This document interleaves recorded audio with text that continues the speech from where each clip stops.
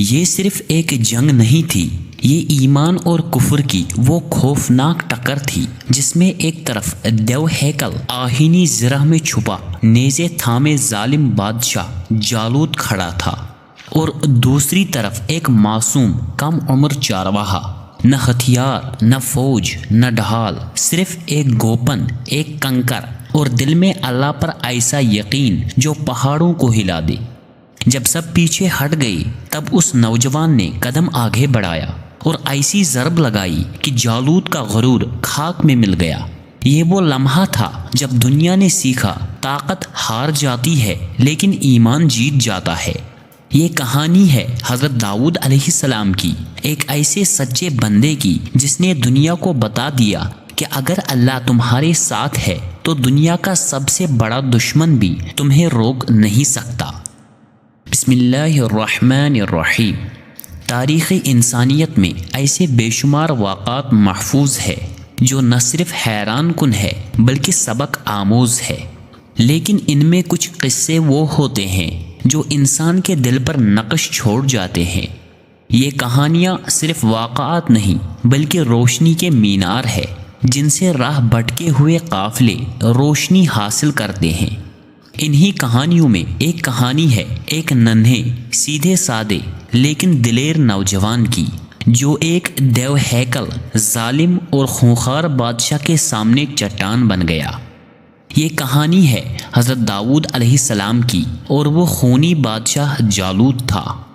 یہ صرف ایک جنگ نہیں تھی بلکہ ایمان اور کفر، روشنی اور تاریکی، حق اور باطل کے درمیان ہونے والی وہ مورکہ آرا جنگ تھی جس نے صدیوں کے لیے ایک سبق دے دیا۔ جس کے ساتھ اللہ ہو اسے دنیا کی کوئی طاقت شکست نہیں دے سکتی۔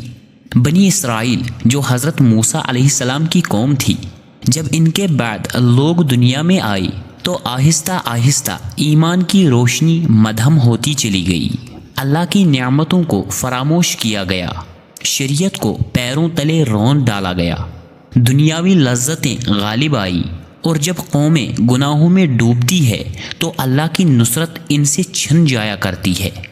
اس دور میں بنی اسرائیل کمزور ہو چکے تھے۔ ان کے دشمن خاص طور پر جالوت اور اس کی فوجیں نہ صرف طاقتور تھیں بلکہ ظلم و ستم کی انتہا کر چکی تھی۔ بنی اسرائیل کے بچے قتل کر دیے جاتے، عورتیں بے حرمت کی جاتی اور مرد غلام بنا لیے جاتے۔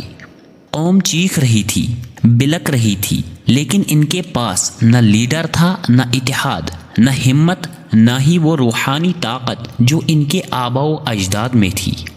اسی گمراہی اور بے بسی کے عالم میں قوم نے اپنے نبی سے التجا کی کہ ہمیں کوئی بادشاہ دے جو ہمیں ظلم کے خلاف متحد کرے، ہماری رہنمائی کرے اور ہمیں جالوت جیسے ظالم سے نجات دلائے۔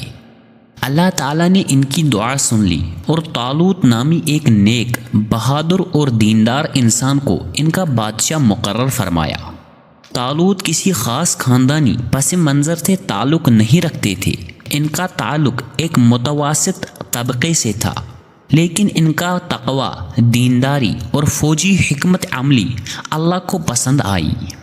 قوم نے شروع میں اعتراض کیا، لیکن نبی نے کہا اللہ نے طالوت کو تم پر منتخب کیا ہے اور انہیں جسمانی قوت، علم اور تقوی میں فضیلت عطا فرمائی ہے۔ طالوت کی قیادت میں ایک نئی روح قوم میں پیدا ہوئی۔ بکھری ہوئی قوم میں ایک بار پھر ہمت اور اتحاد پیدا ہونے لگا۔ طالوت نے قوم کو جمع کیا اور جالوت کے خلاف ایک لشکر تیار کیا۔ وہ جانتے تھے کہ یہ جنگ آسان نہیں، کیونکہ جالوت کی فوجیں تعداد میں زیادہ، ہتھیاروں میں جدید اور جنگی تجربے میں ماہر تھیں، لیکن طالوت جانتے تھے کہ اصل ہتھیار تو اللہ پر بھروسہ ہے۔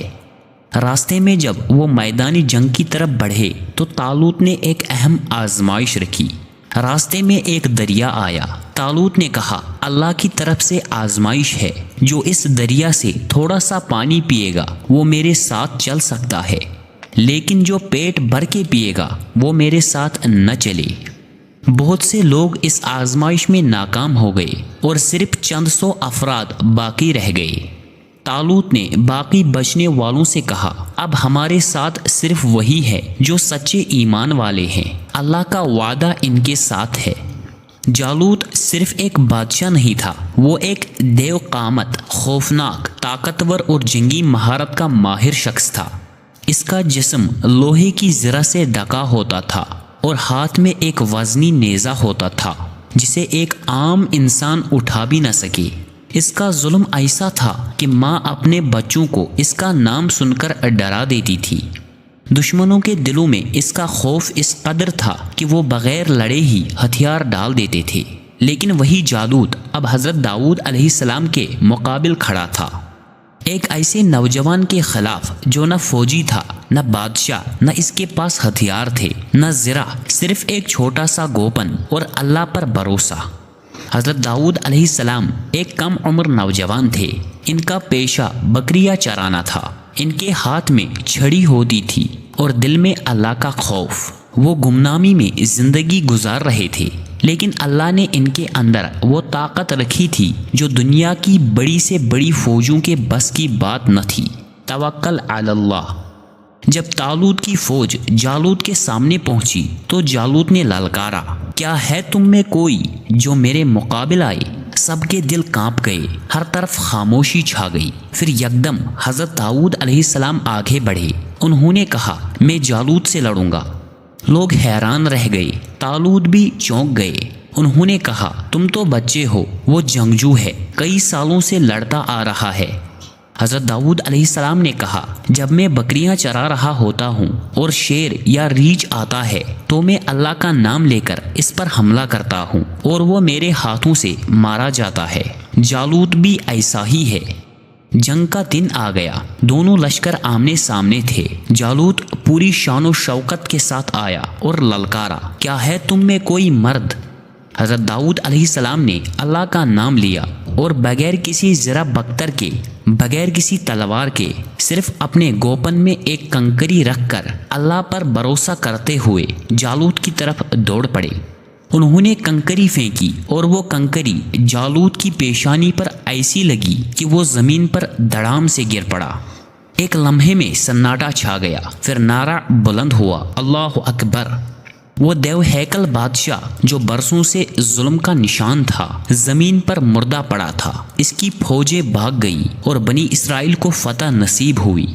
اس فتح کے بعد حضرت داؤد علیہ السلام کو اللہ تعالی نے نبوت بھی عطا فرمائی اور بادشاہت بھی۔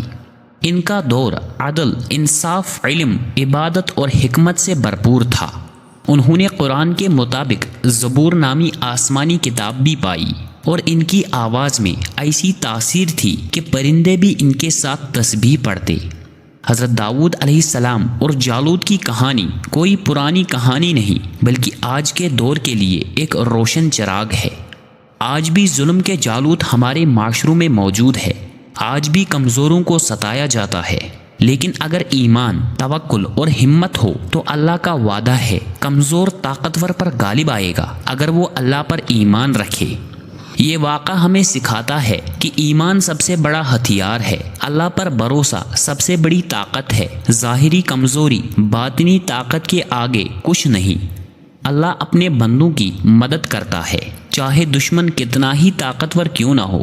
یہ داستان صرف ایک جنگ کی نہیں، بلکہ ایک پیغام کی ہے، ایک ایمان والے دل کی جو دنیا کے سب سے بڑے ظالم کے سامنے اللہ پر یقین رکھتے ہوئے کھڑا ہو گیا اور تاریخ بدل دی۔ آج اگر ہم بھی حضرت داؤد علیہ السلام کی طرح اللہ پر بھروسہ رکھیں، حق کے لیے کھڑے ہوں اور خوف کو دل سے نکال دیں، تو جالوت جیسے ظالم چاہے کتنے بھی ہوں، ان کا انجام وہی ہوگا جو اس جنگ میں ہوا تھا۔ اللہ ہمارے دلوں میں بھی ایسا ہی ایمان پیدا کرے، آمین۔ دوستو، اللہ کے 99 ناموں میں سے ایک نام کمنٹ میں ضرور ٹائپ کریں۔ اللہ حافظ۔